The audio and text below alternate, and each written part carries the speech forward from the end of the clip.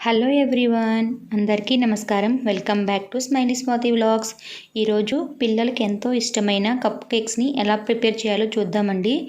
Mixie గిన్నెలోకి నేను 3/4 cup వరకు పటిక బెల్లం పొడిని యాడ్ చేశానండి.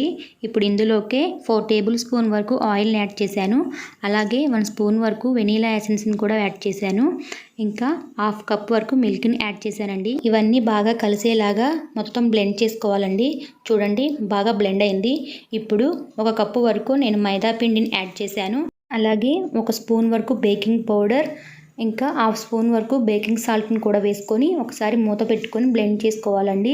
మనకి బ్యాటర్ అనేది ఇలా ఉండాలి. ఇప్పుడు ఈ బ్యాటర్ని మనం కప్స్లోకి యాడ్ చేసుకుందామండి. కప్లోకి ఈ బ్యాటర్ని వేసేటప్పుడు 1/2 కప్ వరకే ఫిల్ చేయాలండి.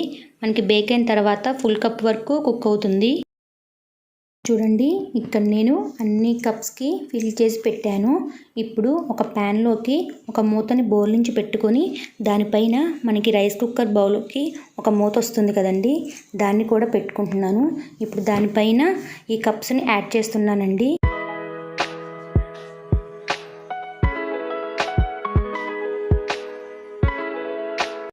ఇప్పుడు మూత పెట్టుకొని ఒక 5 నిమిషాల వరకు బేక్ చేసుకోవాలండి.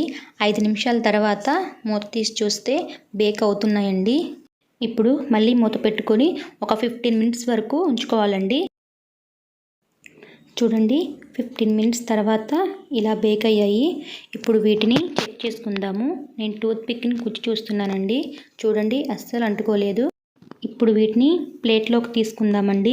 ఇవి పూర్తిగా చల్లారిన తర్వాత కప్స్ నుంచి డిమౌల్డ్ చేసుకోవాలండి. చూడండి, కప్ కేక్స్ అన్నీ చాలా పర్ఫెక్ట్గా వచ్చాయండి. చాలా సాఫ్ట్గా కూడా ఉన్నాయి. పిల్లలకి ఇలా చేసి పెడితే చాలా ఇష్టంగా తింటారండి. అలాగే నేను వీటిపైన చాక్లెట్ సిరప్ని కూడా యాడ్ చేశాను.